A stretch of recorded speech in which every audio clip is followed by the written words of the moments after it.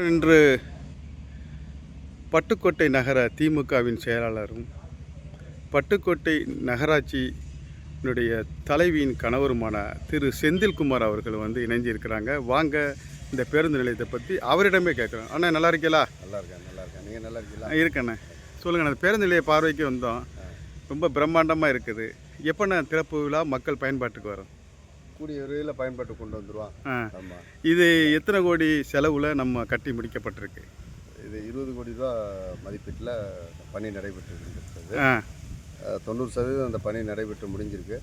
10% தான் கூடிய விரைவில் அந்த பேருந்து நிலையத்தை திறந்து மக்கள் பயன்பாட்டுக்கு கொண்டு வந்துடும். ரொம்ப பிரம்மாண்டமாக உங்களுடைய காலத்திலேயே இந்த பேருந்து நிலையம் மக்கள் பயன்பாட்டுக்கு வருவதை நீங்கள் எப்படி உணர்றீங்க? இல்லை, இது நம்மளுடைய கழகத் தலைவருடைய ஆட்சியில் எங்கே பார்த்தாலும் ஒரு புறநகர் பேருந்து வேணும்னு சொல்லி இன்னைக்கு பட்டுக்கோட்டையில் மிகுந்த ஜன நெருக்கடி அதிகமாக இருக்குது. அதுக்கு தகுந்த மாதிரி நம்ம திராவிட மாடல் அரசு, நம்முடைய தமிழக முதல்வர் அவர்கள் பட்டுக்கோட்டை நகராட்சிக்கு இது மாதிரி ஒரு சிறப்பான ஒரு பேருந்து நிலையத்தை ஏற்படுத்தி கொடுத்துருக்குறாங்க.